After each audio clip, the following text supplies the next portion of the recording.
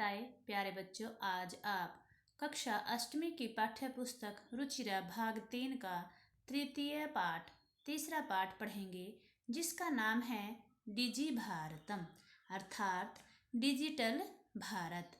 प्रस्तुत पाठ digital India के मूल भाव को लेकर लिखा गया एक पाठ है।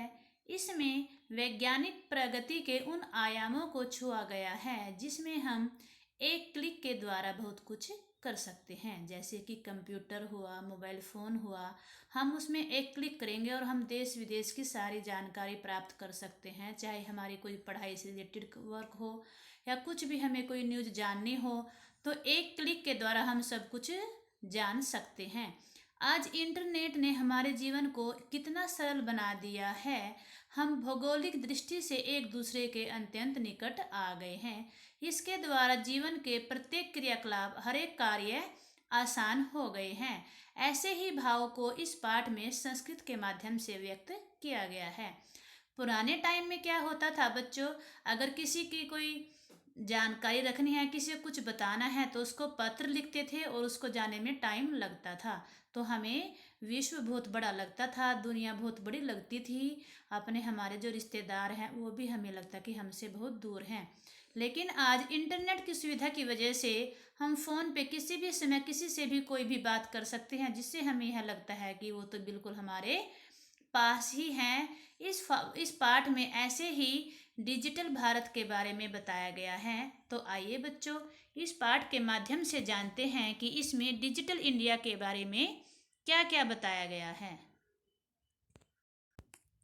अद्य संपूर्ण विश्वे, आज पूरे विश्व में डिजिटल इंडिया इत्यस्य चर्चा श्रूयते। आज पूरे इंडिया में, पूरे भारत में, पूरे संसार में हम यह बात चर्चा सुन रहे हैं, डिजिटल इंडिया। अस्य पदस्य कः भावो इति मनसि जिज्ञासा उत्पद्यते, कि इस पद का क्या भाव है। अस्य पदस्य कः भाव इति मनसा, यह मन में इच्छा उत्पन्न होती है कि इसका क्या अर्थ है। डिजिटल इंडिया काल परिवर्तनेन सह मानवस्य आवश्यकता अपि परिवर्तते। समय के साथ साथ काल परिवर्तन, जैसे जैसे समय बदला वैसे ही मनुष्य की आवश्यकता भी बदलती गई। प्राचीन काले ज्ञानस्य आदान प्रदानम मौखिकम आसीत्। प्राचीन काल में ज्ञान का जो लेन देन था मौखिक था, अर्थात बच्चों को जो शिक्षा दी जाती थी वह मौखिक थी। बच्चों, आज के समय में तो आप लिखते हो फिर याद करते हो, लेकिन पुराने समय में कोई नोटबुक नहीं थी, कोई पेन नहीं था, केवल अध्यापक मौखिक बोलकर ही उनको बताता था और वह सुनकर उस शिक्षा को ग्रहण करते थे। विद्या च श्रुति परंपरा गृह्यते स्म। विद्या कैसी थी? सुनकर ग्रहण करने वाली। अनंतरम तालपत्रोपरि भोजपत्रोपरि च लेखन कार्यम आरब्धम। बाद में क्या हुआ? तालपत्र के ऊपर और भोजपत्र के ऊपर लिखने का काम शुरू हुआ, आरब्धम शुरू हुआ। परिवर्तनी काले कर्दस्य लेखन्या च आविष्कारेण सर्वेषामेव मनोगतानां भावानां कर्दोपरि लेखनं प्रारब्धम। समय बदलने के साथ साथ कर्दस्य कागज और लेखन्या कलम, कागज और कलम के आविष्कार के कारण मन में विद्यमान मनोगतानां भावानां, मन में विद्यमान सभी विचारों का कागज के ऊपर लेखन शुरू हो गया। अर्थात जिसके मन में जो भी विचार थे वो कागज के ऊपर लिखकर एक दूसरे को दे सकते थे। टंकन यंत्रस्य आविष्कारेण तु लिखिता सामग्री टंकिता सती बहुकालाय सुरक्षिता अतिष्ठत। टंकन यंत्र बोलते हैं टाइपराइटर। टाइपराइटर के आविष्कार से तो लिखी हुई सामग्री, लिखा हुआ जो भी कुछ था, उसको टाइप होने पर बहुत समय के लिए सुरक्षित रखा जाने लगा। क्योंकि जो हम सुनते थे, बोलते थे, वो तो हमारे तभी रहता था ध्यान में, लेकिन फिर कागज का आविष्कार हुआ, कलम का हुआ, तो लिखी हुई बात भी कुछ समय के बाद मिट जाती थी। लेकिन जब टाइपराइटर का आविष्कार हुआ तो उससे जो लिखा जाता था वह बहुत समय तक सुरक्षित हमारे पास रहता था। वैज्ञानिक प्रविधि प्रगति यात्रा पुनरपि अग्रे गता। वैज्ञानिक तकनीकी की उन्नति की यात्रा फिर भी आगे बढ़ती गई, अग्रे गता आगे बढ़ती गई। अद्य सर्वाणि कार्याणि संगणकनामकेन यंत्रेण साधितानि भवन्ति। आज सभी कार्य, आज हमारे सभी काम संगणक बोलते हैं कंप्यूटर, कंप्यूटर नामक यंत्र से पूरे हो जाते हैं। समाचार पत्राणि पुस्तकानि च कंप्यूटर माध्यमेन पठ्यन्ते लिख्यन्ते च। समाचार पत्र च और पुस्तकें कंप्यूटर के माध्यम से पढ़ते और लिखते हैं। जैसे कि बच्चों आप फ़ोन पर भी पढ़ते हो, कुछ भी लिखो आता है, कंप्यूटर में भी पढ़ते हो, तो आप सब कुछ किसके माध्यम से पढ़ते हैं? कंप्यूटर के। इंटरनेट की यह सुविधा है जिसके माध्यम से आप कुछ भी पढ़ सकते हैं। कर्तोद्योगो वृक्षाणाम उपयोगेन वृक्षः कर्त्यन्ते स्म परम संगणकस्य अधिकाधिक प्रयोगेन वृक्षाणाम कर्तने न्यूनता भविष्यति इति विश्वासः। तो इसका मतलब क्या है? कागज के उद्योग से पेड़ों के उपयोग के कारण पेड़ काटे जाते, क्योंकि कागज जो जिससे बनता था, पेड़ से बनता था, तो उसके लिए कागज की जरूरत थी, तो उसके लिए अधिकतर पेड़ काटे जाते थे। कर्त्यन्ते स्म परम संगणक अधिकाधिक प्रयोगेन, परंतु कंप्यूटर के अधिक से अधिक प्रयोग होने के कारण पेड़ों के काटने में न्यूनता कमी आई, क्योंकि कंप्यूटर के लिए पेड़ों की कोई आवश्यकता नहीं होती, कागज बनाने के लिए पेड़ों की आवश्यकता होती है। अनेन पर्यावरण सुरक्षायाः दिशि महान उपकारो भविष्यति। ऐसा विश्वास है, इससे पर्यावरण की सुरक्षा की दिशा में भी महान उपकार होगा, क्योंकि जब पेड़ पौधे नहीं काटेंगे तो उससे हमारा पर्यावरण भी सुरक्षित रहेगा। जब हम कंप्यूटर से काम करेंगे तो पेड़ों का काटना कम हो जाएगा। अधुना आपणे वस्तुक्रयार्थम रुपय्यकाणाम अनिवार्यता नास्ति। अधुना आपणे, आज के दिन में बाजार में वस्तुक्रयार्थम चीज़ें खरीदने के लिए रुपय्यकाण पैसे की आवश्यकता नहीं है।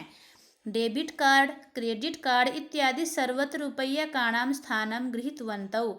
डेबिट कार्ड, क्रेडिट कार्ड इत्यादि ने सब जगह रुपये पैसे का स्थान ले लिया है। बच्चों आप जानते हो डेबिट कार्ड और क्रेडिट कार्ड के बारे में भी? उससे क्या होता है, हमें पैसे देने की आवश्यकता नहीं होती, हम उससे ही अपने पैसे कटवा सकते हैं, जो सीधे बैंक से कट हो जाते हैं। वित्तकोशस्य चापि सर्वाणि कार्याणि संगणक यंत्रेण संपाद्यन्ते। बैंक के भी सभी कार्य कंप्यूटर के द्वारा ही किए जाते हैं। आप कभी बैंक में जाते हैं तो देखना, वहाँ पर सभी कार्य किसके द्वारा होते हैं? कंप्यूटर के। और आजकल तो आपके स्कूल में भी आपको कंप्यूटर हर एक काम में देखने को मिलेगा। बहुविद्याः अनुप्रयोगाः मुद्राहीनाय विनिमयाय सहायकः सन्ति। अनेक प्रकार के अनुप्रयोग मुद्रा रहित लेन देन के लिए सहायक हैं। डेबिट कार्ड, क्रेडिट कार्ड अनेक प्रकार के अनुप्रयोग, अनेक प्रकार के जो कार्य हैं मुद्रा रहित, बिना पैसे के हम लेन देन के लिए कर सकते हैं इंटरनेट के माध्यम से। कुत्रापि यात्रा करणीया भवेत् रेलयान यात्रा पत्रस्य।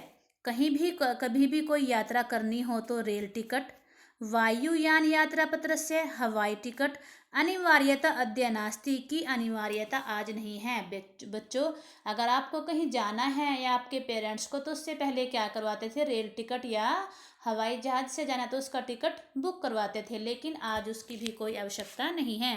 सर्वाणि पत्राणि अस्माकं चलदूरभाष यंत्रे ईमेल इति स्थाने सुरक्षितानि भवन्ति, यानि संदृश्य वयं सौकर्येण यात्रायाः आनंदम गृह्यम्।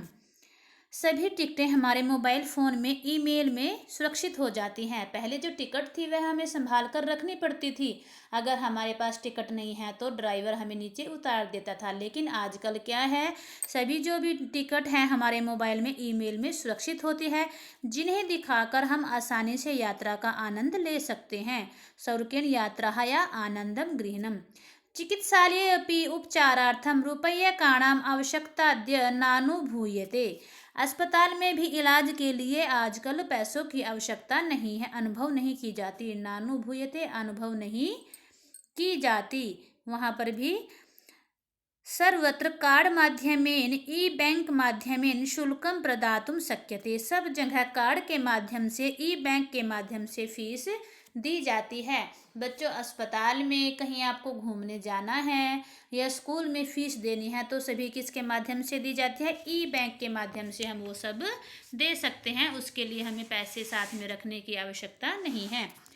तद्दिनं नातिदूरं यदा वयं हस्ते एकमात्रं चलदूरभाषयन्त्रमादाय सर्वाणि कार्याणि साधयितुं समर्थाः भविष्यामः।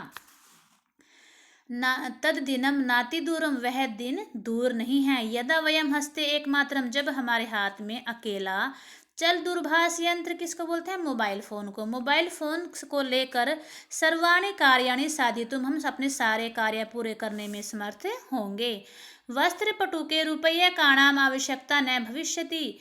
वस्त्रपटुके, जेब में, हमारी तो जेब होती है वह कपड़ों में लगी होती है जो हम पहनते हैं, तो जेब में रुपयों की आवश्यकता भी नहीं होगी। पासबुक, चेकबुक इत्यन्ययोः आवश्यकता न भविष्यति। पासबुक, चेकबुक, इन दोनों की भी जरूरत नहीं होगी। पठनार्थं पुस्तकानां समाचारपत्राणाम् अनिवार्यता समाप्तप्राया भविष्यति। पढ़ने के लिए पुस्तकें, अखबारों की अनिवार्यता भी लगभग समाप्त हो जाएगी, क्योंकि हम ये सब कुछ फ़ोन में पढ़ लेते हैं। इनकी आवश्यकता भी समाप्त हो जाएगी। लेखनार्थम अभ्यास पुस्तिकायाः कर्तस्य वा नूतन ज्ञानान्वेषणार्थम शब्दकोशस्य वापि आवश्यकता अपि न भविष्यति। लिखने के लिए लेखनार्थम अभ्यास पुस्तिकायाः, लिखने के लिए अभ्यास पुस्तिका, कॉपी, कर्तस्य वा की अथवा कागज की, तथा नूतन ज्ञान वेशनार्थम, नए ज्ञान की खोज के लिए शब्दकोशस्य वापि, शब्दकोश की भी आवश्यकता नहीं होगी, क्योंकि पहले बच्चे लिखने के लिए कागज, कापी, पेन रखते थे, और शब्दकोश, हमें अगर मुश्किल शब्दों के अर्थ देखने हैं तो उसके लिए डिक्शनरी, शब्दकोश, डिक्शनरी रखते थे, उसकी भी हमें आवश्यकता नहीं होगी, क्योंकि यह सब कुछ हमें आजकल फ़ोन में बड़ी आसानी से मिल जाता है। अपरिचित मार्गस्य ज्ञानार्थं मार्गदर्शकस्य मानचित्रस्य आवश्यकतायाः अनुभूतिः अपि न भविष्यति।